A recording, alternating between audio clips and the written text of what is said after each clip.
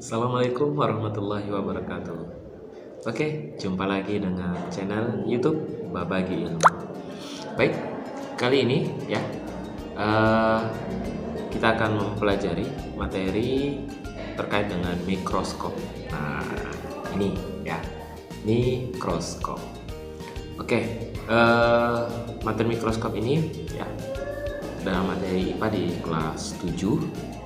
Nah, kali ini mikroskop yang akan saya jelaskan ya, bagian-bagian dan fungsinya itu adalah mikroskop monokuler ya, karena hanya ada satu lensa ya, lensa okulernya.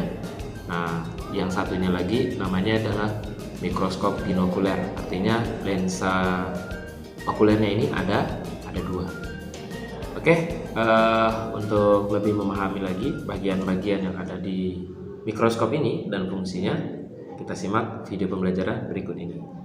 Halo Sobat Babagi Ilmu, ya kali ini kita lanjutkan ya pembahasan kita terkait dengan bagian-bagian mikroskop cahaya. Nah, kali ini mikroskopnya yaitu mikroskop monokuler.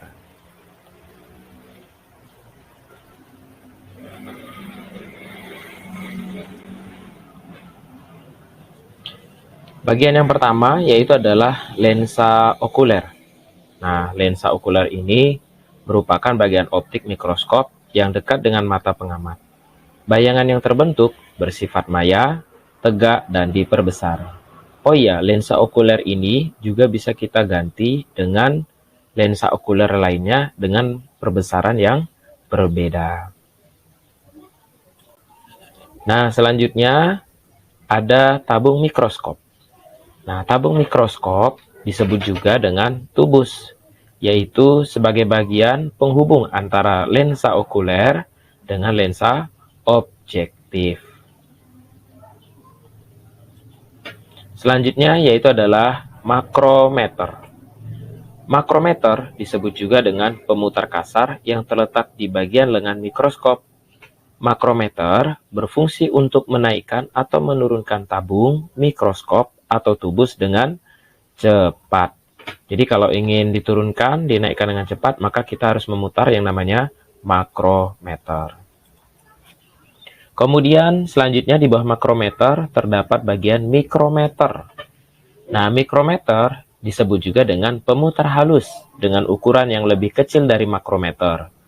Mikrometer fungsinya untuk menaikkan atau menurunkan tabung mikroskop atau tubus dengan lambat. Selanjutnya yaitu ada bagian revolver. Nah, revolver ini disebut juga dengan pemutar lensa. Berfungsi mengatur pembesaran lensa objektif untuk mempermudah pengaturan nilai pengamatan dari mikroskop dan dapat diputar ke arah kanan maupun kiri.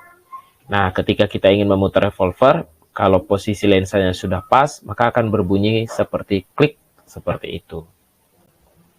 Kemudian di bawah revolver terdapat lensa objektif. Nah, lensa objektif ini merupakan lensa mikroskop yang berada dekat dengan objek yang diamati. Nah, lensa ini berfungsi untuk membentuk bayangan pertama, yang mana sifatnya yaitu adalah nyata, terbalik, dan diperbesar. Nah, lensa objektif ini juga, Sobat Babagi Ilmu, bisa kita ganti ya dengan lensa objektif lainnya yang memiliki perbesaran yang berbeda-beda. Selanjutnya yaitu adalah meja mikroskop. Nah, meja mikroskop juga disebut dengan meja kerja. Fungsinya sebagai alas dan tempat untuk meletakkan objek pengamatan dan terdapat jepitan untuk menahan objek agar tidak bergeser. Kemudian ada lagi yaitu bagian penjepit kaca. Nah, penjepit kaca atau klip fungsinya sebagai pelapis objek pengamatan agar preparat tidak bergeser dan mudah digerakkan oleh observer saat pengamatan sedang berlangsung. Kemudian di bawah meja kerja terdapat yang namanya diafragma. Nah, diafragma dikenal juga dengan pengatur cahaya, yaitu bagian mikroskop yang berada di bawah bagian meja preparat. Fungsinya untuk apa? Fungsinya untuk mengatur jumlah cahaya yang masuk, sehingga observer bisa memfokuskan dan menentukan jumlah cahaya ke dalam objek pengamatan. Nah, nanti ada lubangnya yang paling besar, ada yang sedang, bahkan ada lubangnya yang kecil pada bagian diafragma tersebut ya, Sobat Berbagi Ilmu. Nah, selanjutnya di bawahnya lagi terdapat reflektor. Nah, biasa disebut juga dengan cermin pengatur. Fungsinya untuk memantulkan cahaya dari cermin ke objek pengamatan. Nah, ternyata cermin yang digunakan tuh ada dua jenis ya. Ada yang menggunakan cermin datar. Nah, ini apabila cahaya yang diperlukan itu terpenuhi. Kalau cahayanya kurang, maka kita bisa menggantinya dengan cermin cekung. Dan terakhir, yaitu adalah kaki mikroskop. Nah, ternyata mikroskop juga punya kaki ya. Fungsinya untuk apa, Sobat? Fungsinya sebagai penyangga atau penopang dari mikroskop. Nah, itu tadi ya, Sobat Berbagi Ilmu, terkait dengan bagian-bagian dan fungsi dari mikroskop. Semoga ilmu ini bermanfaat. Berjumpa lagi di materi yang lainnya. Semangat belajar. Sampai jumpa lagi. Assalamualaikum warahmatullahi wabarakatuh. Salam berbagi ilmu.